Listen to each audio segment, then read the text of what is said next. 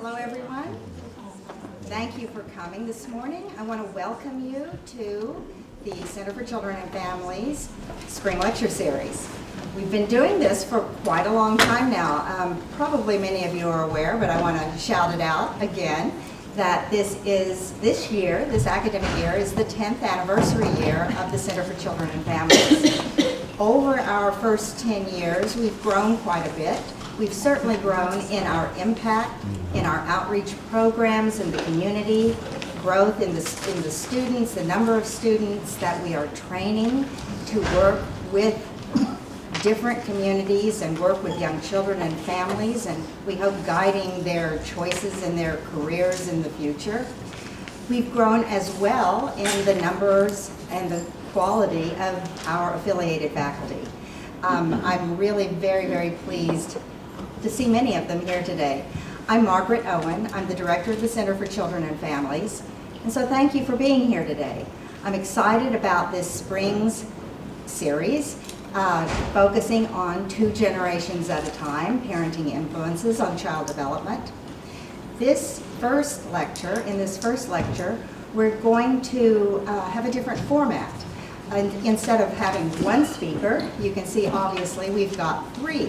We have 3 developmental psychologists, very esteemed developmental psychologists, and they are all 3 faculty here in the School of Behavioral and Brain Sciences at UT Dallas. They are all 3 affiliates, research affiliates of the Center for Children and Families. Because we have 3, we're going to change the format a little bit, and we won't have long introductions and explanations of how we value these individuals. They're each going to introduce themselves very briefly to you, and it will be started off by Dr. Candice Mills, who is co-organizer of our Spring Lecture Series. I do also want to give thanks to United Way of Dallas for sponsoring our lecture series this spring. We're very grateful to United Way.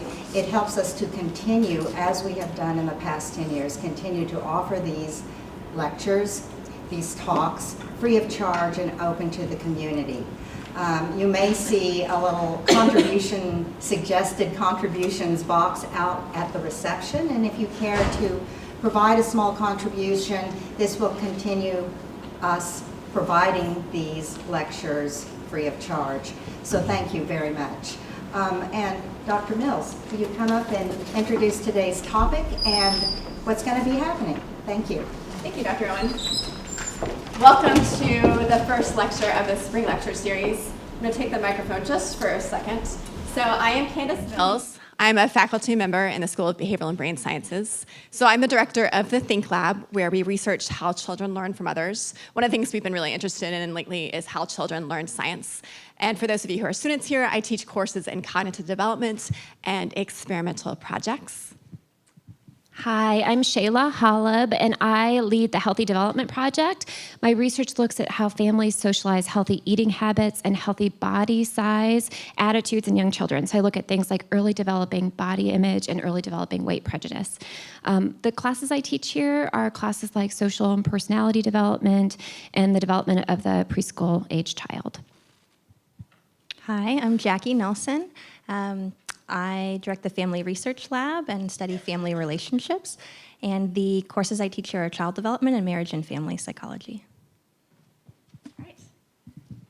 Thank you. So I'm going to try to turn the microphone off, but I want you to tell me if you can't hear me very well. So is this going to be okay, or should I use the microphone as well? You're good? Oh, no. Oh, you need it? Okay. No problem. So I want to start off with an analogy. I know you didn't think you were coming here for an analogy, but give me a second. So there is a professor at the University of California at Berkeley who has talked a lot about parenting, the role of parents in their children's development. She's offered this idea that we could perhaps think about parents as builders. That's certainly one perspective, that parents help build their children to be who the parents want them to be, right? Another perspective on parenting is that parents are more like gardeners. Instead of thinking about constructing their children in certain ways, they're doing things to help enrich their children's lives, right? They're providing them with the nutrients that they need to be able to survive. They're providing them with the warmth that they need to thrive.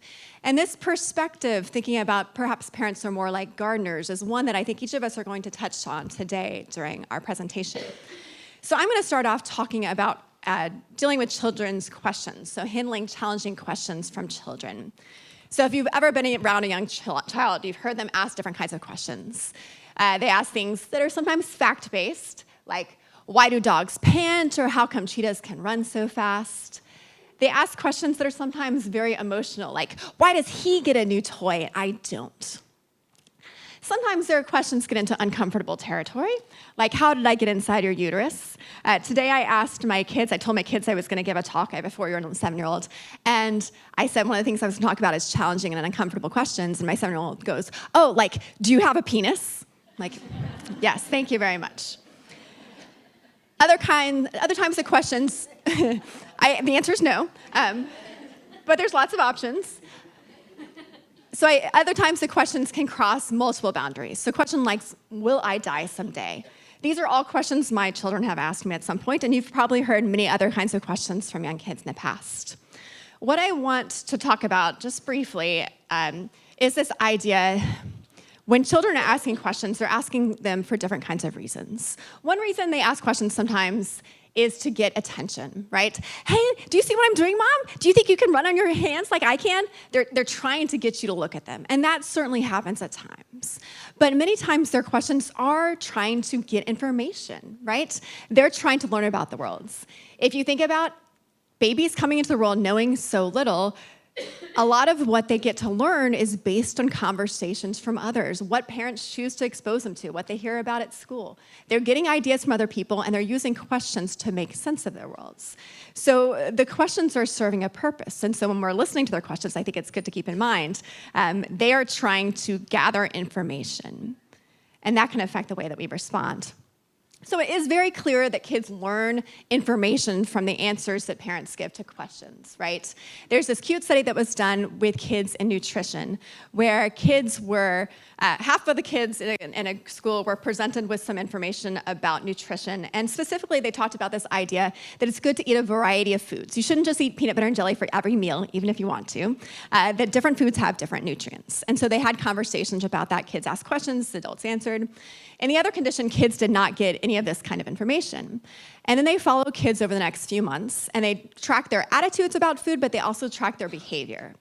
And they wanted to see if the kids' behaviors changed based on the information they'd been exposed to. And indeed, it did. The kids who talked about the idea that foods provide nutrients and you need different kinds of foods for your body to work well, they were more likely to eat more different kinds of foods at school. So snack time, sometimes people would bring in new foods like cherry tomatoes or avocados or kiwis. And the kids who'd had that sort of experience were more likely to try the new foods. So it's an example of how the way we answer their questions, the way we talk to them about things can affect their choices. There's also plenty of things that they learn because how are they going to figure it out otherwise? Like the concept of germs. You tell them to wash their hands because there's germs on it. They can't see the germs by looking at their hands. What are you talking about? So that's one of those topics that they learn from conversation. So yes, questions are important for learning information, but they're also important for learning how to approach conversations with you. There was this study that was done looking at naturalistic conversations between parents and their children. So researchers recorded tons of conversations between parents and children, and then went back through and coded for the kinds of questions the children asked, the way parents responded, and then how the children responded from there. And so I'll give you a few examples of the different ways parents responded. So these are samples of questions and answers from the study. A child might ask a question like, what kind of tickets are these? And a caregiver might say something like, well, when you go to the circus, you have to buy tickets, so that you can get inside. So sometimes their questions addressed, or their answers addressed the children's questions. Other times, they didn't. What is a calorie? Oh, you don't have to worry about that right now. So that's probably true. If your 4-year-old is asking about calories, they probably don't need to worry about it themselves at that point. They need to be eating healthy foods and not worry about it. But at the same time, imagine you're a child and you're asking a question, and you get told, oh, you don't need to worry about this right now, there's a little bit of a possibility of it starting to make them feel cut off, like, oh, my questions don't matter. But you can imagine this can vary in how extreme we go in our responses. Here's more extreme. Where do babies come from? You're too young for this question. Ask me again in 5 years. And I imagine a lot of people might feel that way if their children ask them, where do babies come from? But again, think about how this kind of experience might make children feel. So the researchers tracked the kinds of questions the kids asked, the way the caregivers responded, but also how the children responded to what the caregivers said. So some of the kids were like, yeah, but I want to know where babies come from. They're like, I'm not putting up with you not giving me an answer. You tell me the answer. Other times they acted more withdrawn. So they would ask the question, the parent wouldn't respond, and they're like, okay, fine. Imagine the accumulation of this kind of experience. What I like to propose is that over time, the way that we talk to our kids when they ask us questions can influence the way they feel like talking to us in the future. So if they ask us questions and we try to engage them, even if we don't know how to answer their questions, we're having an open door between them so that they can feel comfortable coming to us with their concerns. If we can regularly cut them off and we just make it like their questions don't matter, or we give them joking responses a lot, they can start to learn that we aren't good people to go to for questions. Now, we are all going to dismiss their questions at some point. Sometimes they're asking us things at inopportune times. It's going to happen. But thinking about over time, over lots of experiences, how this can affect the way that they think. So when we're thinking about how to respond to children's questions, I think there are a few things to keep in mind. I'll go through a few different kinds of examples of different kinds of questions and different things that we can do to try to encourage an open door between us and the children. Obviously, we don't want to talk to them about everything, but to try to make them feel like they can come to us with some of their questions. And how to deal with some particularly tricky ones. So here are a few examples. In some ways, the factual questions are the easiest, right? When they're asking us something that we can look up on Google if we need to. So why do dogs pant? One thing that you can do when kids are asking factual questions is ask them a question back. You get a sense of why they're asking you that question, what they're thinking about things. Sometimes you can't really tell when they first ask you a question what they're trying to get at. And to that extent, I have a video clip of my oldest child when he was about 4. And I should preface this to say that kids sometimes ask questions at inappropriate times. This was one of those cases where he was about to get ready for bed. He was in his pajamas, getting ready to use the bathroom, and all of a sudden he had this really deep philosophical question. I'm like, okay, I'm gonna record this, but he's not undressed, but it's just in the bathroom. So. Is space before God? Is space before God? Yes. No. What's that? Is God the... What? How could God stand? Because there was nothing. So I'm trying to figure out, what is it getting at here? Where is this coming from? So I'm letting him talk. He's kind of reasoning out himself as he's thinking. It's pretty interesting, isn't it? What is it? To think about. Like you were asking what came before space. Yeah. What do you think? Could you show me? You want to take those? What was before space? Yeah. I don't think so. So sometimes they're asking these questions where they're really hard to answer, but engaging in conversation with them, you can see a little bit more about where they're coming from. Sometimes you can give them an answer, like to something like, why do dogs pant? Other times you can't, and you're like, oh, what came before space? Ooh. Yeah. So, and thinking about how to respond to children's questions, sometimes you can offer an answer, sometimes you engage them in some conversation back and forth to try to point out or try to get into ideas in a little bit more detail. So why do dogs pant? Yeah, dogs pant to cool themselves off. How do we cool ourselves off when we get hot? Have you thought about that, or what have you noticed from that? So trying to engage them in conversations about these different kinds of topics. So the factual ones feel like they're easier because you can look them up if you don't know. You can admit your ignorance. When you get into emotional territory, that can be really challenging. Why does he get a new toy and I don't? So again, we don't want to close them off. We don't want to say, that's a stupid thing to complain about, or don't be sad about that, that's ridiculous. It's helpful to acknowledge that they do have emotions that they have, right? There's different ways that you can acknowledge that at different ages, and Dr. Nelson will talk a little bit more about that idea with her talk. But I think this idea that when they're voicing their question, they are trying to understand something, even if they are also trying to push your buttons a little bit. So being aware that they're asking it for some reason is helpful.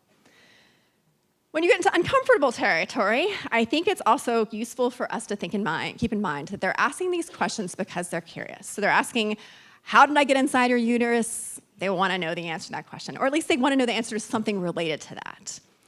When kids ask uncomfortable questions, they ask it about lots of different things. It could be about sex, it could be about race and ethnicity, and that's something that Dr. Holub will talk a little bit more. There's lots of different ways that kids can sometimes ask questions that make you feel uncomfortable. So remembering that they're curious can be helpful, but also trying to figure out what they're really getting at can be helpful. So a question like, how did I get inside your uterus? So we used the word uterus instead of tummy with our kids just because it felt right. But sometimes kids don't necessarily know what they're asking at first. They'll ask this big picture question. So my oldest child, when I was pregnant with our youngest one, he said, how did I get inside your uterus? And I said, tell me more. What are you wondering about? And it turned out he was worried that the way babies get inside uteruses is that the moms eat them, and then they go down, and like, and he like did this, like, you go like this and then go down to here? I'm like, oh, no, that's not how they get inside. And that was enough for him. That was all he needed to know, that we didn't eat babies. So I think it's good for us to be mindful, too, when they're asking uncomfortable questions. Sometimes they're doing so, and they just need a little bit of information, right? So there's this concept of snippet explanations. You're providing them an answer, and giving them just like a little bit and seeing if that's satisfying for them. So talking about how did I get inside your uterus? Well, a little piece of me, a little piece of your dad got together in my uterus. I mean, you could go into way more detail, obviously, but the idea is it's giving them a little bit of information, and sometimes that's enough. Sometimes it's not enough, right? And so knowing a little bit more about your child, figuring out what sort of resources that you want to use to help them out with answering these questions, that's something I'll come up to in a few minutes. And then these big picture emotional and uncomfortable questions like, will I die someday? My youngest child is 4, and he has asked this kind of question a few times at bed. He's in bed, he's getting ready to go to sleep, and he's like, Mom, am I gonna die someday, or are you gonna die before me? And they're hard questions to answer. So these questions are still coming from curiosity. So we have a very old dog, and she's not been doing very well lately, and so I think it's drawn attention to this idea that creatures don't live forever. One way to answer that is, oh, don't worry about it, it's fine, you're gonna be fine. But you also don't want to cut your child off, right? You don't want to make them feel like their emotions aren't important, that they don't have good reasons for asking questions. So following your child's lead, trying to understand more about why they're asking that question, and then again, doling out little pieces of information to be honest, but gentle and positive. So, well, eventually people's bodies do stop working, but that probably won't happen for a very long time. There's many different other ways to approach it. But I think we have to be careful about lying or making jokes about the questions that kids are asking to us. So one thing I've heard people say is like, oh, it's not a big deal when people die. It's just like when you're sleeping. It's just you sleep for a really long time. You know what kind of thing that leads to? Anxiety about going to sleep, right? I mean, death is going to be a scary concept regardless, but there is evidence that talking to them about the biology of life, like what it means to be alive, how our bodies work, how our hearts pump blood, that kind of stuff, helps them to be a little more comfortable with the idea that bodies stop doing these things at some point. So trying to be honest but gentle is good to keep in mind. More big picture-wise, I think keeping in mind that children are sometimes satisfied by snippets. So when they're asking those hard questions, it is okay to just kind of dole out a little information and engage in conversation, see what actually they want to know. Understanding their temperament is also hugely important when we're answering their questions or talking to them about issues.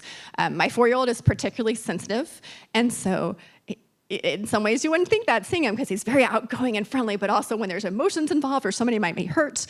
He told me on the way to school today he didn't want there to be any wars anymore because wars are bad. You are trying to be mindful of, okay, he's sensitive, so how can I share, what kind of snippet of information can I share that would be comfortable for him?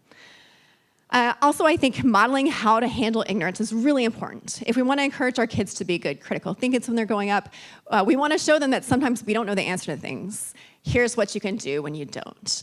And one thing you can do is Google it, but kids might think that Google is magic. My kids thought for a while that Alexa would answer any question that there was, that Alexa knew everything, even more than me. And we had a nice conversation about what Alexa actually is. So using tools besides the internet to look for things can be helpful. Getting books, there's lots of great children's books out there about death, about sex, about animals, about anything you want to be talking about. There's some great picture books out there about these topics. And then also consider engaging them in conversations about challenging topics. So it may be that there's been something on your mind and you feel like you want to talk to your kid about it. You want them to be starting to think about these kinds of issues, whether it's related to social justice or whether it's related to bullying or whether it's related to other kinds of things that you've observed. You can use books or movies or experiences to ask them questions and have conversations about those sorts of things. And that can set them up in the future to feel like it is an open door to talk to you about things, that they can come to you with their questions, which I think is a useful perspective to have. So what we're going to do now is I'm going to turn things over to Dr. Holub, who's going to give you a presentation for a bit, then we'll go to Dr. Nelson. After the three of us have talked, then we'll open it up to everyone to ask questions, and we'll have kind of like a panel discussion of the questions that you all have about these different topics related to parent-child conversation. So I'll turn this over to Dr. Holub. Hi. So I'm going to follow up with this sort of idea of how we can nurture and kind of create a garden for our children. And specifically, I want to talk about what we do when kids say things that are uncomfortable related to appearance. So if you've been around kids or you have kids, you probably had an interaction where they've noticed someone who's different. So maybe they've noticed someone who's overweight, right? Or someone with a different skin tone, or someone wearing a hijab or a turban, or someone in a wheelchair, or someone who has a disfigurement. And those conversations, those observations that kids are making can be really uncomfortable, and it can be hard for parents to know what to do with those. I remember one of those conversations I had with my daughter was when she was about 3 or 4, and we were at a local Mexican restaurant, and there was a host who was of shorter stature. And he had walked us to our table, and then she looked at him, and she looked at me. She looked at him. She looked at me. She said, "Mom, is that man a boy? Should I go ask him?" And he started walking away at that point. "Should I go ask him if he's a daddy or a kid?" Right? Uncomfortable conversations, right? We've all been there. If you've been around kids, we've all had these conversations. So figuring out what to do in those kind of parenting adventure moments, right, is important. So that's what I want to talk about today. So I think there's a challenge here, right? And the first is that those situations are embarrassing, right? You somehow feel like it's a negative reflection on you that your child would say some kind of comment like this, right? That you haven't yet taught them about this kind of political correctness and what they should say. The reality is it's not, right? They're still learning. They're exploring the world, and that's natural. And I think the other challenge is that we start to worry and feel bad for the individual, right? That person might feel bad by that comment that your child said, and so that's a concern as well. I think parents also feel in those moments that they're just not sure what to say or how to respond. And in fact, some worry that responding at all, talking about difference, is going to overemphasize differences. In one study, and this is a recent 2018 study, researchers asked white mothers about race and what they talk about and how they talk about race. And the mother said, race is an important topic, we should talk about it. But then when they asked them questions about it, they actually found that most of the mothers didn't talk about race at all. And that when they probed deeper, that most of the mothers, 70%, sort of endorsed this colorblind ideology or color mute ideology, where the parents were saying things like, well, I don't talk about race. I don't talk about difference, because if I talk about difference, then my children will be biased. They'll see difference. Well, the reality is, and what research suggests, is that the colorblind approach is actually problematic, right? Because if we don't talk about difference, we don't help our kids understand, they're still getting those messages from someone else, right? And so it's important for us to move beyond that kind of colorblind approach to sort of a color-conscious approach in discussion and open conversation with our children. So why do children make these observations anyway, right? Well, they're keen observers of their environment. They're trying to learn about the world around them. Research suggests that even infants start to see the difference between skin tones, right? And they can recognize the difference between lighter and darker skin tones. And that infants can start to recognize the difference between body sizes, right? Overweight versus more average weight. And so they start to notice these differences. And then during early childhood, what kids are doing is trying to develop theories related to these differences. They're trying to think about what they're seeing in their world, right? And what we know is that by the time kids get to about 6 years old, they start to have attitudes, stereotypes, and prejudices that have already emerged about many of these topics. So what is this process by which children make meaning of the differences they observe? I really find this theory interesting and important as a researcher, but also as a parent. So this is a theory called developmental intergroup theory. And what this theory suggests is that as children are looking at the world around them, the first thing that they have to do is they have to figure out what characteristics are important to think about anyway, right? Like, what does it matter? Like, if you're looking around and looking at all the people in the world, what characteristics do they need to pay attention to? And so there's some research evidence to suggest that one of the things that kids pay attention to is how perceptually discriminable is that feature. And basically that means, like, how noticeable is it, right? So features like body size are pretty noticeable. But things like handedness, right, that's one way that we differ, that's not very noticeable, right? So kids will pay more attention to things like body size than handedness. Another thing that goes into children sort of developing an idea of what they should pay attention to is proportional group size. So research suggests that when we have big majorities and small minorities, right, that having a small minority says that that group's important, right? And kids start to pay attention to those characteristics. In addition, when teachers, caregivers, and others label children or other people based on characteristics, kids pay attention to those. So even when teachers say things like, "Good morning, boys and girls," that emphasizes gender. And it gets children thinking, gender's important. Now I need to think about gender. Children are also really, really, really good at looking at the world around them and making inferences. So if they see groups of people playing together or talking together, and they can find characteristics that group seems to have in common, they use that too, right? So maybe they see people grouping themselves by skin color. Well, that becomes a salient characteristic as well. So these are all what kids start to imagine sort of in this first square, what characteristics are important. And based on what characteristics are important, then children will begin to categorize individuals they meet based on those characteristics, okay? And those two things in and of themselves are not necessarily bad, right? It helps kids to organize their social world, it helps them to think about the world around them. But the next step is harder, right? The next step is where the bad stuff comes, right? And that's when children begin to develop stereotypes and prejudices about people from different groups. And there's some things that kind of contribute to the development of these prejudices.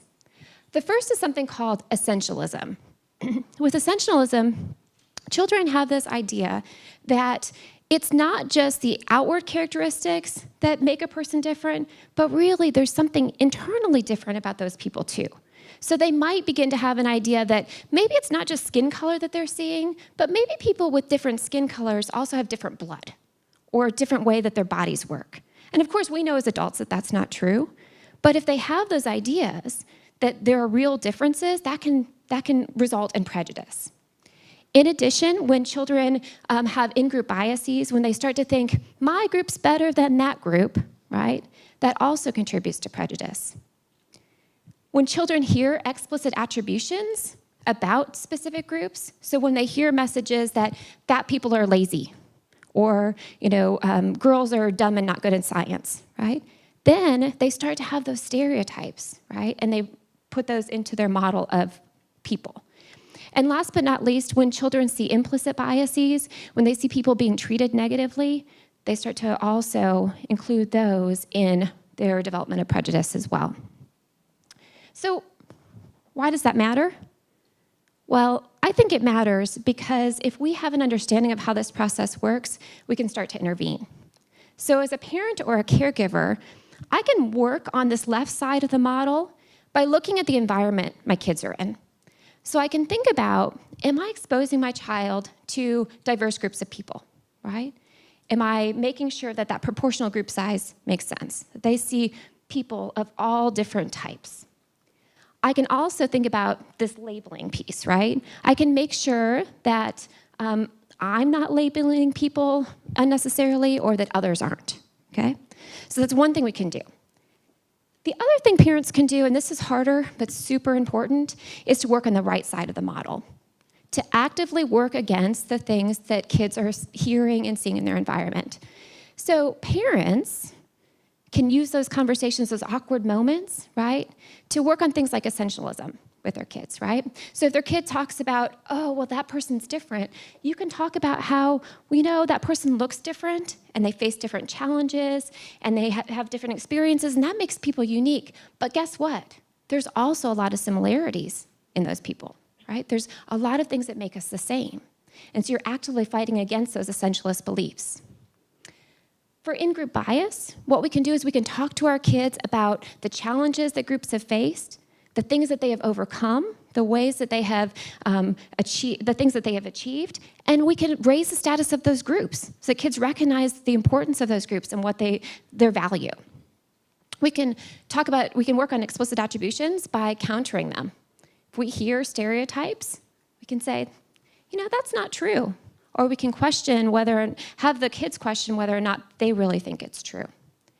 And if we see implicit biases or prejudices in our world, we can also call those out, right? And call those out for our kids. And this is uncomfortable, but really important. And the reason why I think that this is really important is that if you look at the research, there's actually not as high a correlation between parents and caregivers' prejudices and stereotypes and children's. And you can see this in the area of body shape attitudes, in the area of racial prejudice. And part of the reason that is that parents aren't talking to their kids about weight or race or other things. And what that means is that parents who have very tolerant attitudes, who value and accept diversity, when they don't share those messages with their kids are getting the messages elsewhere, right?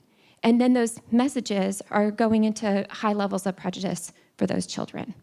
So talking and opening up that conversation, even in the context of these embarrassing moments, is really important. So I think we want to respond actively to these appearance-related observations, right? And we're not going to be perfect every time, right? Certainly there's some moments that work better than others, but make the most of the opportunities that we have to counter stereotypes and negative messages, to teach in those moments, right? About what it means, for example, with my example, talking to my daughter about what it means to be of short stature, the challenges that person faces, but also all of the things they get to experience and the way that brings value to the world.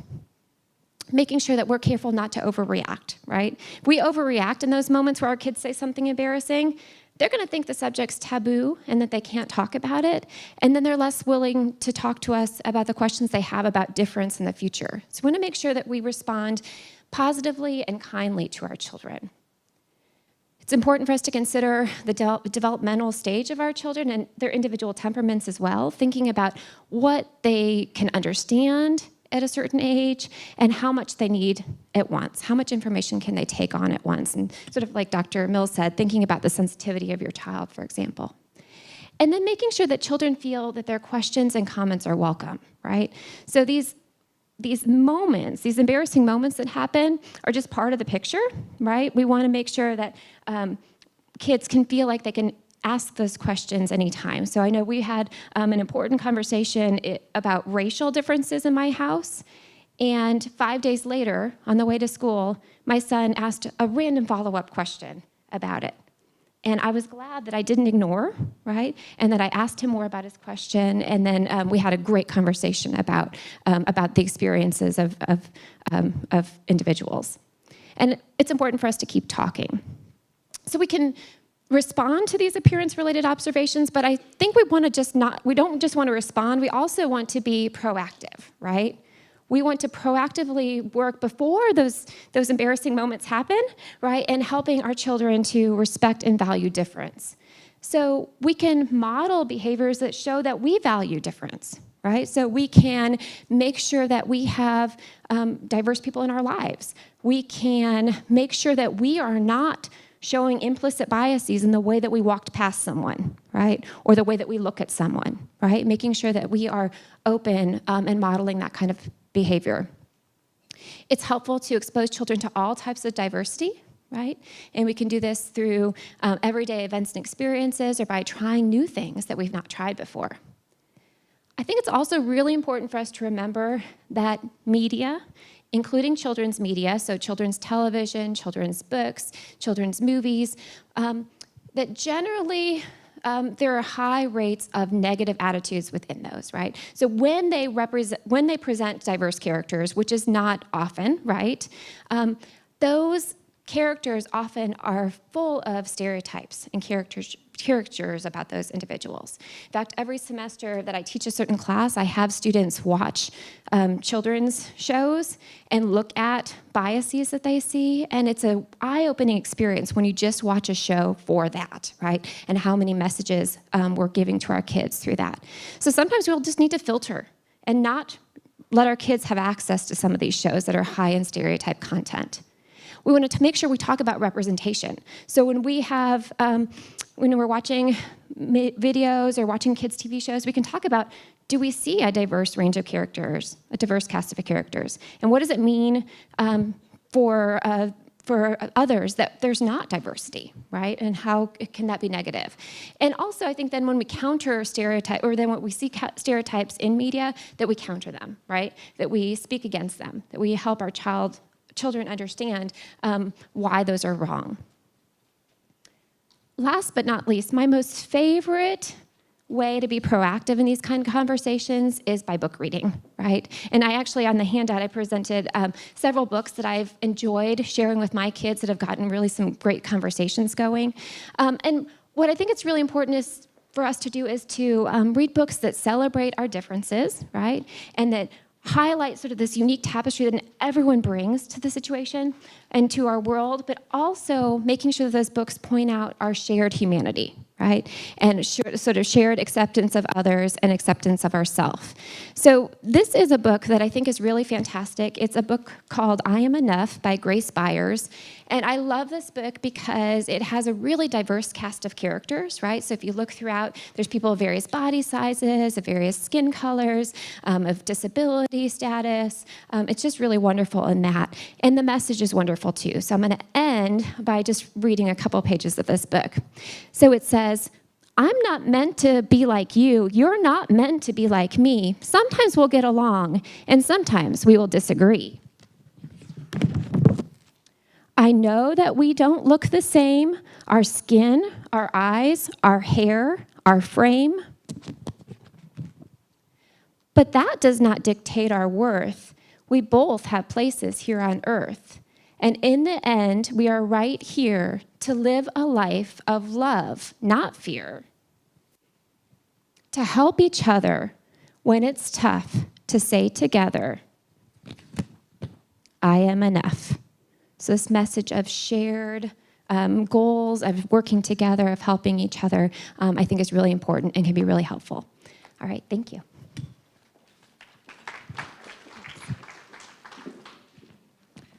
Okay, hello. The last parenting challenge for today is children's negative emotions. Put this on here. Oops, this way. Okay. Young children experience big emotions. They experience them frequently, and that's developmentally appropriate. So let's start there. And that's because children have difficulty with a couple important things. One is emotion labeling. So often they have trouble identifying what they're feeling and communicating that to you. So you may have had that situation where your child is crying and you stop and ask, what's wrong? Are you angry? Are you sad? And they give you I don't know, right? They don't even know how to communicate that with you. That's something that young children, toddlers, early preschool-age children are still working on. But we do know that talking to them about emotions frequently encourages them to talk about their feelings, and talking about your feelings can itself be a good regulatory strategy. So that brings me to the next developmental challenge for these young kids, is that they have trouble controlling those big feelings, and that's why they occur so often and can maybe last a long time. Young children are working on their ability to regulate their emotions. to cope with those feelings. And finally, if you're wondering why your child does not understand that a temper tantrum in the grocery store embarrasses you, it's because they have trouble seeing other people's perspectives, right? They have trouble understanding that other people visually see the world different than they do, but also have different cognitive and emotional perspectives than them. It's hard for them to understand how these outbursts affect other people. In case you need a reminder of what these big feelings look like, this is from the blog Reasons My Son is Crying. You may have seen this. This first one here, he's crying because I broke the cheese in half. And I have a 3.5-year-old, so I'll take this one step further and say he probably asked you to break the cheese in half, and then you did. And then he started crying. This next one is, he doesn't want to go, even though we've repeatedly told him we're not going anywhere, right? So we can laugh now at how ridiculous these situations can be with young kids' emotions, but if you've been there as a caregiver, you know that it gets old really fast. And in fact, these can be very frustrating, very challenging situations for you to deal with, especially if you have a reactive child, a temperamentally reactive child who experiences a lot of negative emotions very frequently throughout the day. That's why this is an important parenting challenge. This might be something we're dealing with, some of you, I am, day in and day out throughout the day.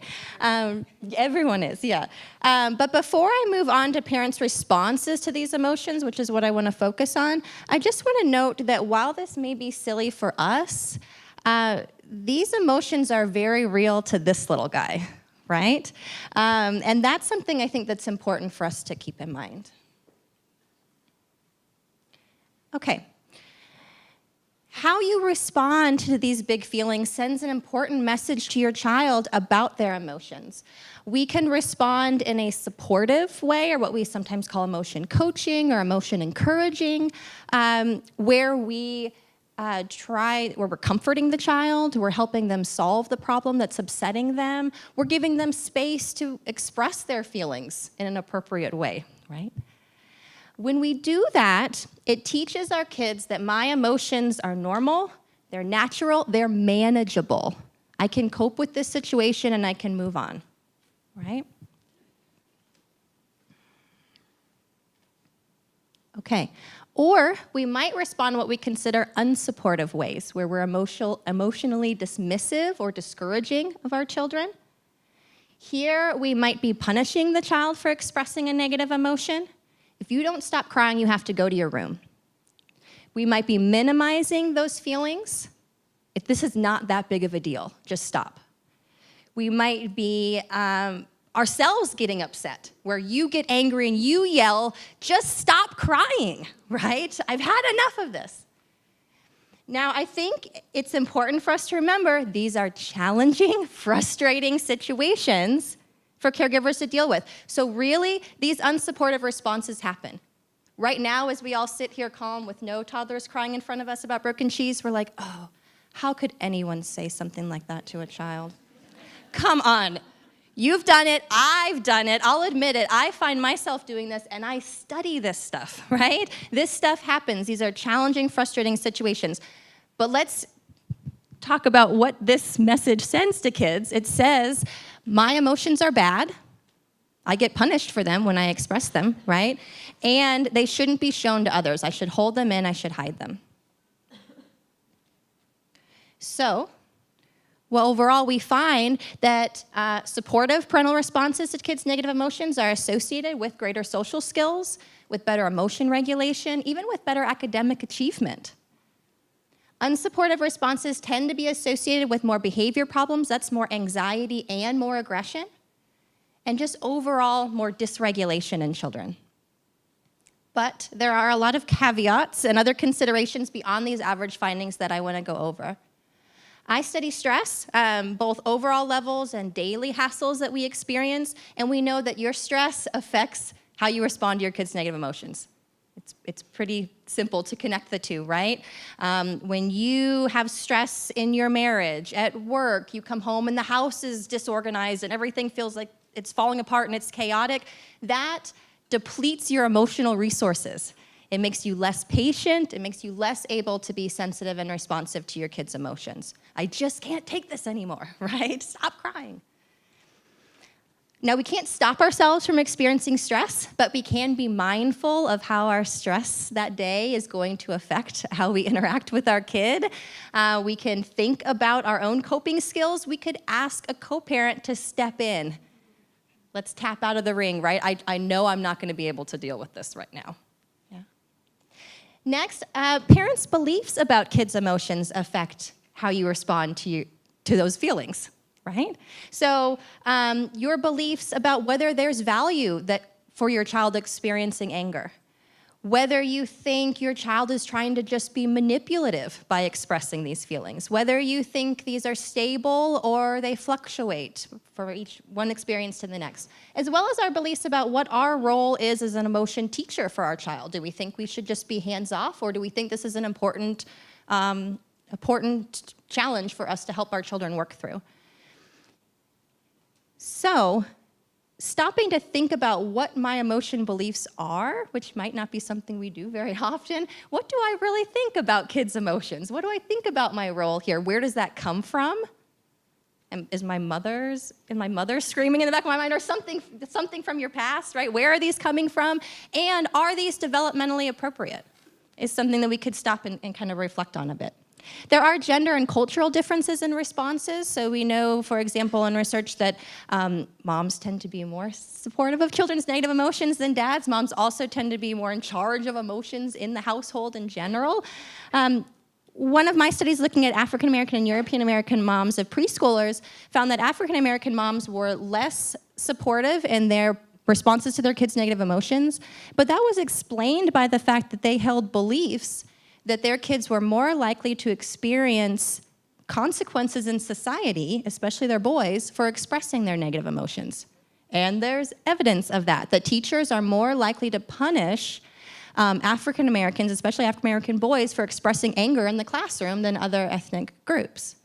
So that should make us stop and think about what is this culturally adaptive, and what is supportive, right? And that's where I want to take it one step. I want to go on that same line and think also questioning what is supportive, thinking about developmental differences.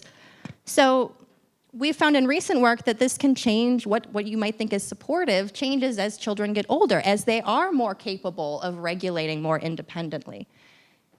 I recently co-edited a group of papers in the journal Social Development where we found that the utility of what's typically supportive emotion socialization practices for younger kids, toddlers and early preschoolers, that changes as kids get older and should be better able to regulate on their own.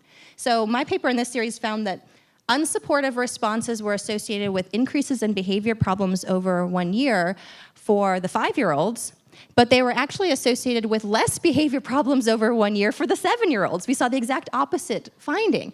And I'm not saying that when kids get a little older, you can start dismissing their negative emotions. But when they do get a little bit older, we can give them a little more space to learn to cope and regulate more independently, and that can be a good thing.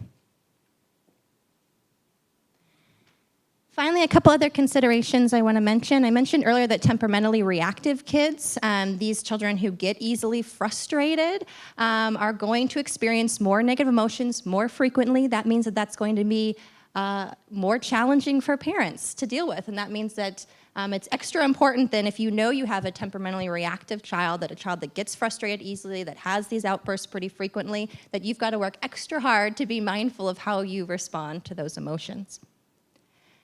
Fortunately, reactive children are no more likely to experience behavior problems if they have good regulatory skills. And that can be taught, and that's where you can come in to help with that.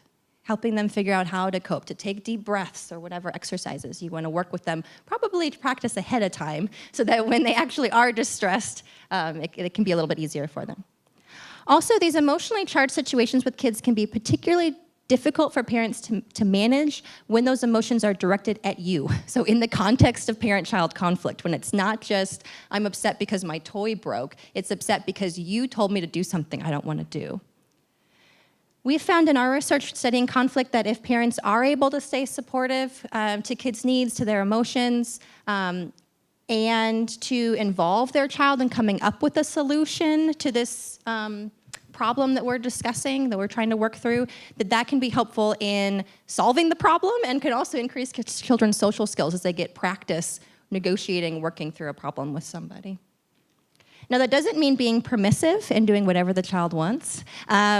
You can affirm the child's emotions while still setting clear limits. And actually setting those limits is really important so you don't get into this coercive cycle where the child throws a tantrum because they want something, and then you give it to them because you don't want them to do it to tantrum anymore, and then they learn that all I need to do now is throw a tantrum, right? That can be a really dangerous cycle to get into. So instead, we could affirm their emotions but still set those limits. So we can say something like, I'm sorry we can't have cookies for dinner. I would love to have cookies for dinner. Wouldn't that be so fun? But here's why we can't have cookies for dinner. Right? So we affirm that I know you're frustrated, I can see that, I can empathize with you, but there's still limits here. I'm not going to give in. Okay. So that we have time for questions, I'm actually not going to go through all of these, but here are the final thoughts, just a summary of what I just talked about, and that's in the handout. And thanks for listening. Okay.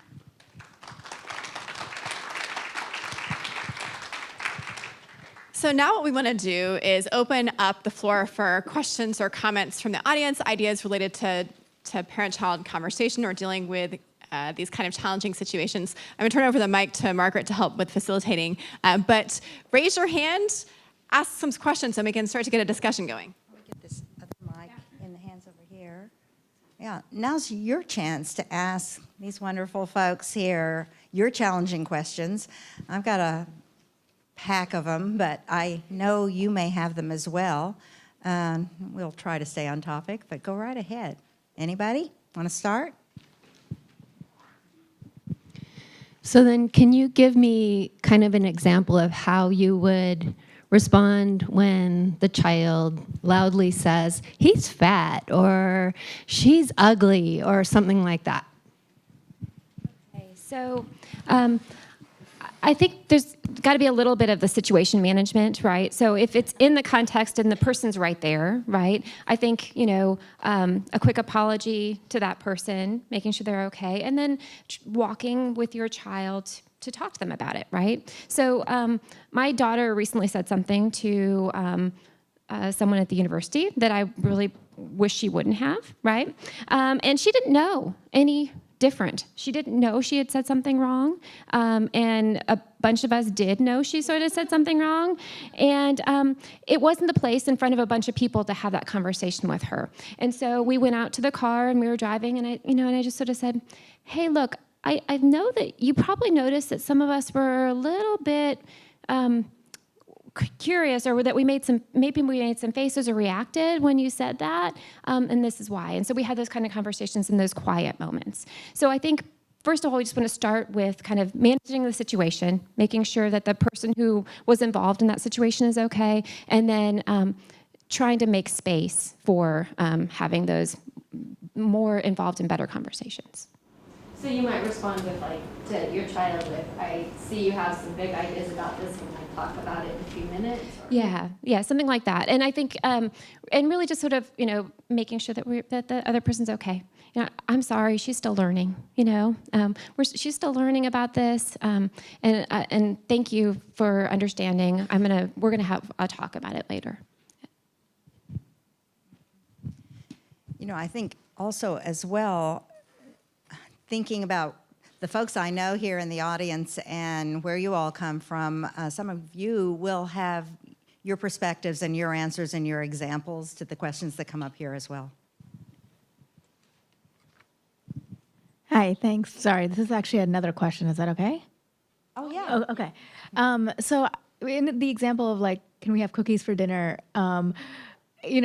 Ideally you manage that before it gets to the tantrum level, but in my situation, 9 times out of 10, it's going to be screaming and whatever else, right? So in that, yes, you can talk to them when they're calm, but when they're just crying and screaming and everything like that, that's the moment that I find the hardest to deal with. And, I've tried to read different books, like the 1, 2, 3 Magic Parenting. I don't know if I don't remember the exact title, but that kind of seems to work when I'm like doing kind of a countdown to try to calm my kid down.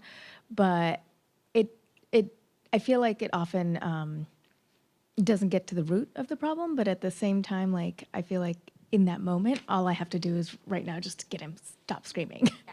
Yeah. Is that an appropriate strategy? Is there something else to do? No, yes, it is appropriate, yeah. It's fine. You're not going to be able to anticipate every tantrum, so, I mean, it's nice to be, thinking about what is the root of the problem, because often it is, especially when we joke about how silly the problem is. Often maybe it's they're tired or they're hungry, so there is a different root to the problem. So it's nice when we can try to anticipate those things, but we cannot always. I'm right there with you, and it's okay if they need to scream and cry, and you just let them scream and cry, right? The recommendation generally with tantrums is to stay nearby so that when they do calm down, you're available for them. But if they need to have a little time to do that's okay. Did you want to add to that too? Well, just one thing, what you said made me think about is that there are often patterns to these tantrums.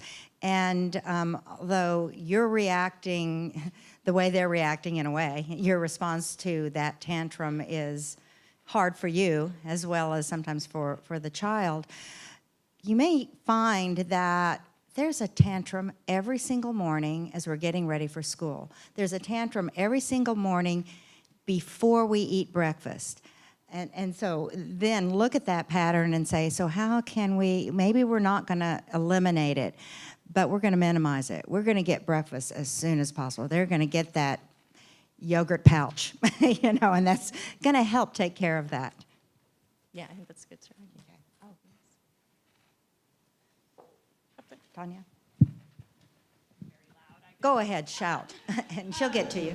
So, in the realm of tantrums, and what I'm hearing that was interesting was this idea of, like, what are my beliefs about my children's emotions? I had not considered that, and so I'm wondering, because I'm pretty sure reading this, I've already broken my child. She's 5, and so she since we started kindergarten, she has had a lot of big emotions, and I think most of it has to do with being tired or being hungry, right? But not always can we manage it. And so I'm wondering, like, what can I do retroactively? Because I noticed a lot of the language there, when she gets riled up, I am trying to mitigate it with essentially a punishment, a consequence. If you can't get this under control, X, Y, and Z is going to happen. So I noted that is not good. But I'm trying to decide now, what can I go back? What kind of discussions? Because when she's calm, we can have great discussions about her emotions and things. But when she's in her moment, I'm pretty sure someone is going to call CPS soon because our neighbors think I'm in here killing my child. And just what kind of conversations or more material, if there are other books that you recommend that we can sit and talk about, like, this is normal, this is okay, and it's manageable, because that is really important to me. I think you already know the answer to your question, yeah. And I wouldn't say don't worry about what happened before. I would say from right now, yes, I think that's a great strategy. That when she's calm, you could be talking about how it's okay to cry, it's okay to be upset. Let's talk about, especially now that she's 5, let's talk about some ways that we can cope with our feelings and we can try to calm down. I think also, trying to have a good reset is often one of the best lessons.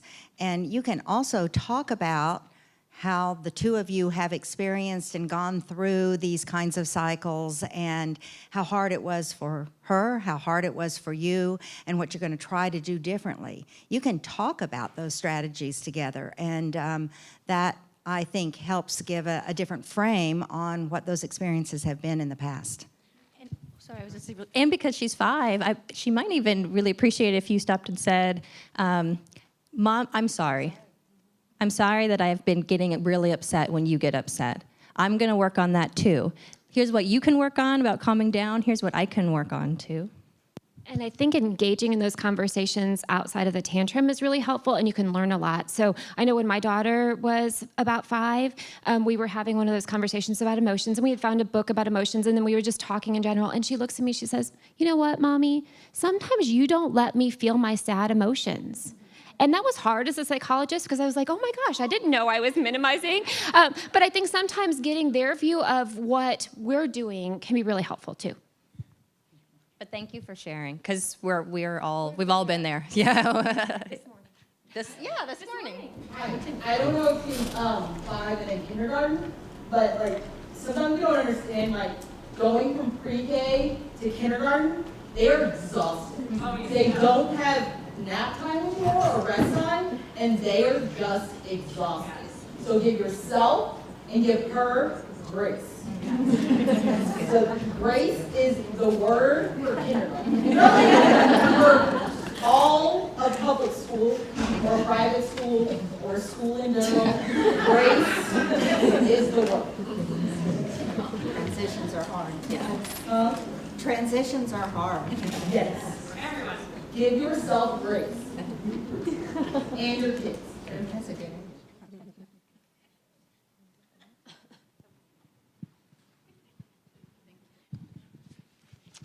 Hello. I was wondering if distraction can be used as a constructive way to handle a tantrum, because they are in that state sometimes just because they're not developmentally able to manage their emotions, and that will happen over time. So how often, or if ever, can you use distraction as a way to manage a tantrum? Or is that just minimizing their emotions, or is it a missed opportunity for handling or developing their capacity?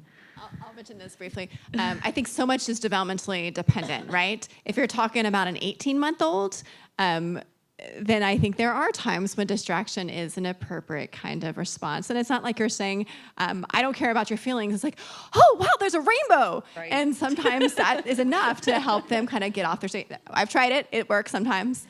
When they're 4, they're going to be like, I know what you're trying to do, and that doesn't work for me. So I think thinking about that in that way is a part of it. That's the same thing I was going to say, too. Yeah.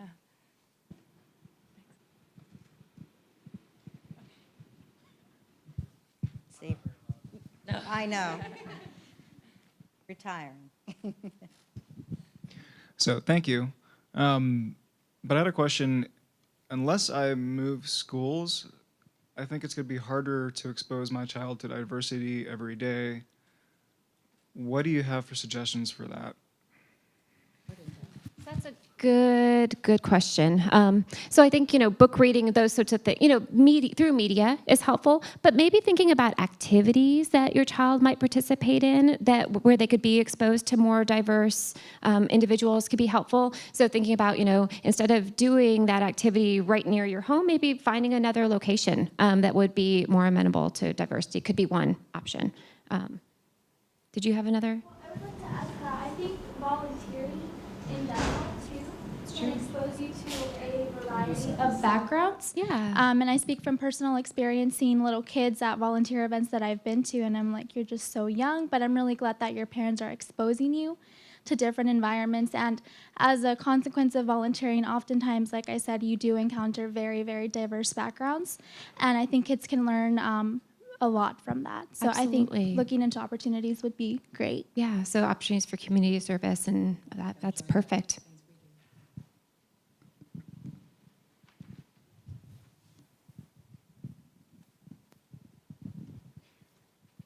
Thank you. I'm not as loud either. But I had a follow-up question in regards to the difficult conversations around differences. And I know you spoke a little bit in regards to colorblindness and the particular study that was done in 2018, but that was with white moms. So I'm wondering about any differences across culture or even between mothers and fathers, because we know fathers have a very different conversation with their infants and toddlers or young children in comparison to mothers. Yeah, so the racial socialization literature actually suggests that that mothers, parents of color have been having these conversations for a long time. They have to talk about race. They can't talk about colorblindness. It doesn't work for them. And so there are more studies done with minority groups about that and their discussions of race and the way that they talk about it and if that's helpful or not, and preparing children for bias and those sorts of things. This was a rarer study, right? So most people haven't asked white moms about race, and I think it's an important because it's a missed opportunity, right? But certainly we know that we have a rich literature on minority families and the importance of talking about difference.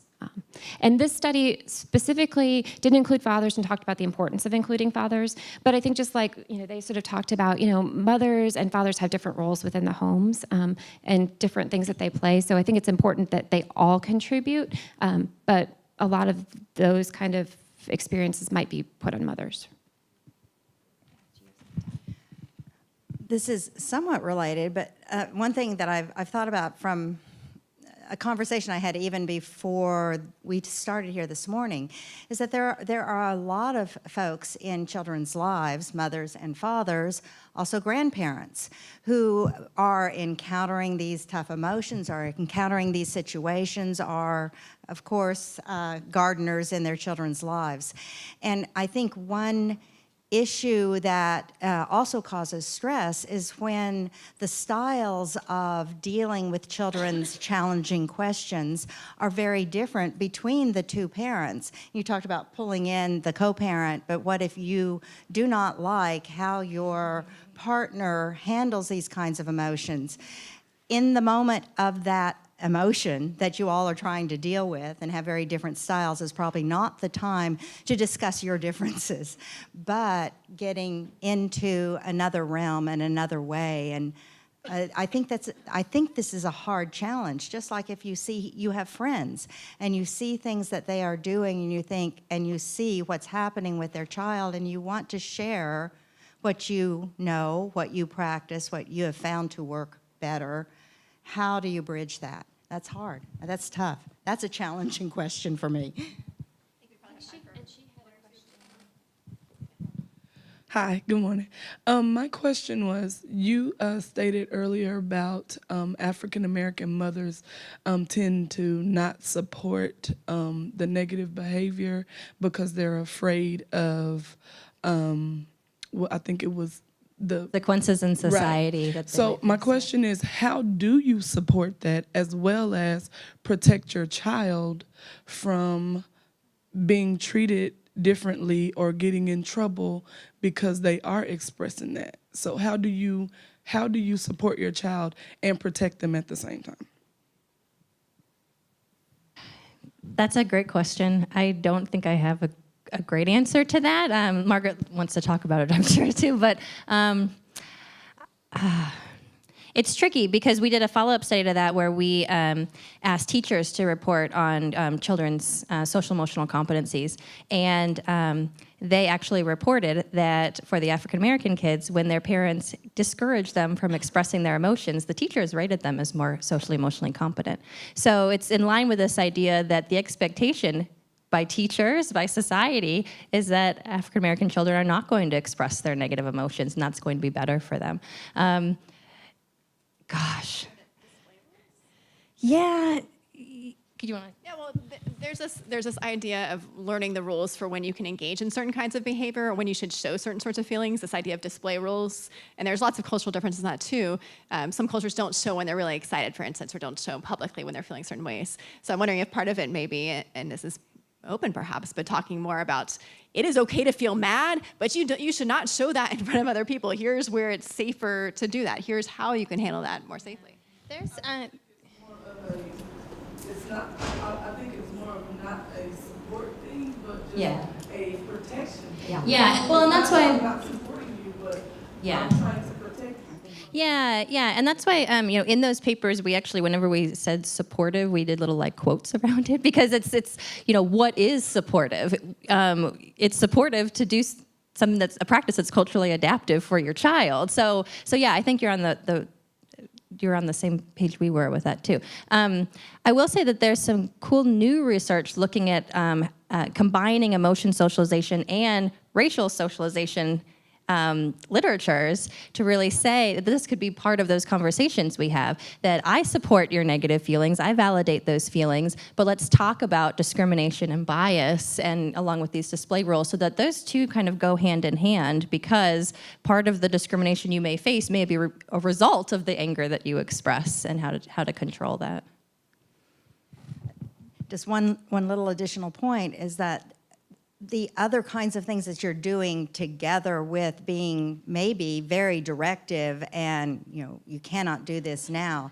When parents are very directive, but doing that in a hostile fashion, with a lot of negativity, with a lot of demands, et cetera, versus when they're very directive, but giving those directions coupled with warmth, the directiveness does not have any negative consequences, okay?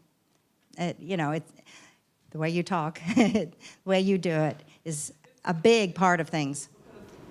Me, just based on me myself, I'm a very expressive person, and I may get loud when I'm talking, and it may come off as intimidating to someone else, but that's not even what I'm trying to do. That's just who I am. So if my child is that way, and the teacher takes it as intimidating or scary, like, how can I encourage him to be who he is? And even though the teacher may take it a certain way, and that's not even what it is, that's just who he is. Did you want to say that? I think Margaret just whispered to me about having a partnership with your teacher. Yeah, I think many parents are very hesitant about discussing these issues with their child's teacher, but we know the more there is a partnership that's actually, we're working together. You're understanding my child in this way, and let me give you some more information about my child. And then you are hearing from the teacher about how your child is controlling or not controlling their expressions that are appropriate or not appropriate. You understand more about how you can support your child. That partnership is really important, just like co-parents. And I think that there should be a call here to do something more at the level, sort of the systematic level too, right? Like improve teacher training so that they recognize the higher expectations that they have of children of color is important, right? And so when I teach my social development class, I make sure that I highlight that for these potential teachers in the future, right? So they recognize that they might have those implicit biases and they need to try to minimize them so that they are fairly treating all students. I think that we need to call a halt to this. It's very, very interesting, and I'd love to talk for another hour or two, and maybe we'll find another opportunity. We have a reception outside. You saw the food and the coffee, and we couldn't bring it in here, but you can go out there and enjoy yourselves. And also, please fill out your evaluations and give us feedback and give us suggestions. We read these very carefully and take them to heart. And do come back for our next 2 lectures in the series. And off the top of my head, I don't have the dates in mind, but I think they're going to be great. And all of that information is out there on the tables. So thank you all, and thank you guys.